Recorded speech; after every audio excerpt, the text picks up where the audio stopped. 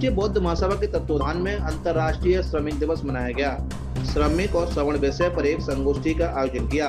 राष्ट्रीय बौद्ध महासभा के संस्थापक और राष्ट्रीय अध्यक्ष धर्मप्रकाश भारतीय बौद्ध की अध्यक्षता में संगोष्ठी का आयोजन किया गया। विभिन्न प्रांतों से मजदूर संगठनों के पदाधिकारियों ने इस संगोष्ठी में प्रतिभाग कर मजदूरों के जीवन उत्थान पर चर्चा की। अंतर्राष्ट्रीय श्रमिक दिवस कार्यक्रम में मुख्य अतिथि डॉक्टर राजारमन आनंद, नेशनल कोऑर्डिनेटर RBM, विशिष्ट अतिथि विषमपाल सिंह, प्रांतीय अध्यक्ष SC/ST शिक्षक महासभा आदि अतिथिगण उपस्थित रहे। अंतर्राष्ट्रीय श्रमिक दिवस पर आयोजित संगोष्ठी में मजदूरों को अपने हक अधिकार के लिए आवाज बुलंद करने के प्रति जागरूक किया गया। साथ ही बाबा साहब द्वारा दिए गए मूल मंत्र शिक्षित बनो, संगठित रहो, संघर्ष करो पर अमल करने की बात कही।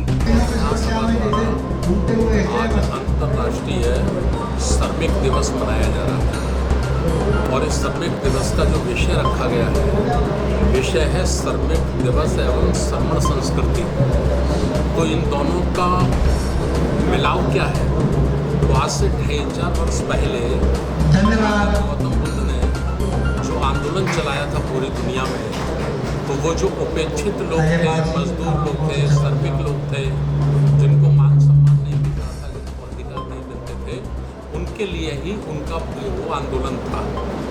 उसके बाद 1880 में ये आवाज़ अमेरिका में उठी और बड़े पैमाने पर उस वक़्त 15 घंटे 16 घंटे मजदूरों से काम लिया जाता था। उसके विरोध में एक रैली हुई और 1886 में एक बहुत बड़ा प्रदर्शन हुआ।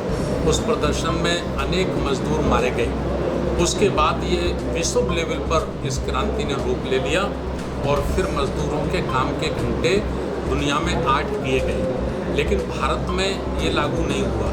तो भारत में परम पूजनीय बाबा साहब डॉक्टर अम्बेडकर जी ने 1946 में ये कानून बनाया और भारत में भी मजदूरों के घंटे 8 घंटे करवाए गए। लेकिन चूँकि जो पूंजीपति लोग हैं या शासन प्रशासन में बैठे लोग हैं, तो उनमें भी मजदूरों के प्रति अच्छी सोच रखने वाले नहीं हैं। इसलिए इस 1 मई को बड़े पैमाने पर भारत में श्रमिक दिवस के रूप में मनाया जाना चाहिए। सम्मेलन हो, संगोष्ठी हो, रैली हो, बड़ी बड़ी सभाएं हो और संविधान में और लेबर एक्ट में मजदूरों के हित में जो कानून बनाए गए हैं वो मजदूरों तक पहुँचाए जाने चाहिए और उन्हें वो सुविधा मिले। इस उद्देश्य के लिए राष्ट्रीय बौद्ध महासभा ने आज ये श्रमिक दिवस का कार्यक्रम रखा है। कि स्तर इसलिए नहीं बढ़ पा रहा है कि प्राइवेट सेक्टर में सब पूंजीवाद का कब्जा है और सरकारी नौकरियों में, चाहे सेंटर की नौकरी हो, राज्य की नौकरियों हो, उसमें पूंजीवाद से प्रभावित या ब्राह्मणवाद, मनुवाद से प्रभावित लोगों के हाथों में शासन सत्ता है। इसलिए मजदूर वर्ग का हद से ज़्यादा जाकर शोषण हो रहा है। सलाह क्या देंगे, किस तरह? हम तो यही सलाह देंगे कि मजदूरों में एकता होनी चाहिए, उनमें संगठन स्थापित होना चाहिए और कानून का उनको ज्ञान होना चाहिए, अपने अधिकारों को उनको ज्ञान होना चाहिए और सरकारों के खिलाफ, प्राइवेट सेक्टरों के खिलाफ उन्हें अपने अधिकारों के लिए संघर्ष करना चाहिए, सड़कों पर आना चाहिए। संविधान उनकी मदद करता है, उनको सपोर्ट करता है। राष्ट्रीय बौद्ध महासभा के माध्यम से मजदूरों में जानकारी लाने के लिए ये कार्यक्रम आगरा के यूथ हॉस्टल में रखा गया। ये बहुत ही महत्वपूर्ण है। मैं ये कहना चाहूँगा कि जो मजदूरों का एक ऐतिहासिक विश्वव्यापी संघर्ष है वो आज हमारे देश में कमर तोड़ रहा है।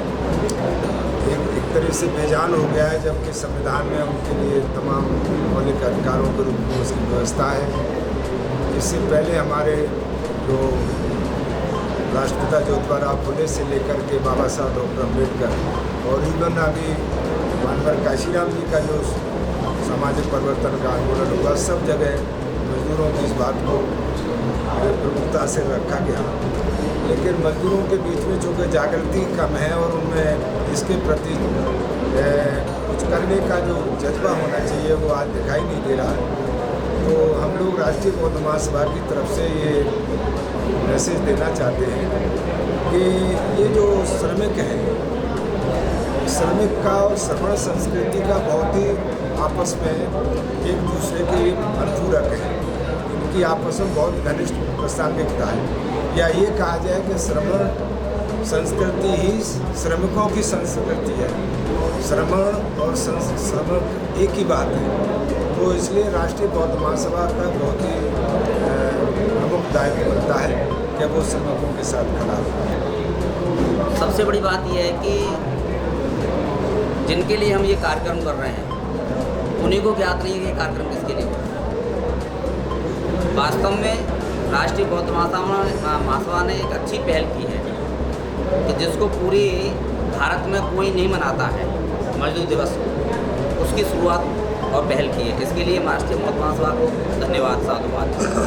लेकिन वास्तव में जो मजदूर हैं जिनके लिए हम यहाँ पर आज इकट्ठे हुए हैं, एक चर्चा कर रहे हैं, उनको लेकर के उनको जागरूक करने की आवश्यकता है।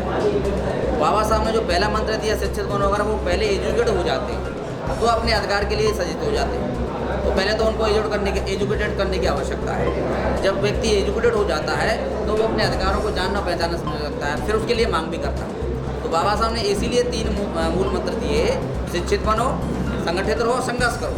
आज सही रूप में उसका पालन नहीं हो रहा है। अगर उसका सही रूप में पालन होने लगे तो सारी समस्याएं इस देश की समाप्त हो जाए, चाहे वो श्रमिकों की हों चाहे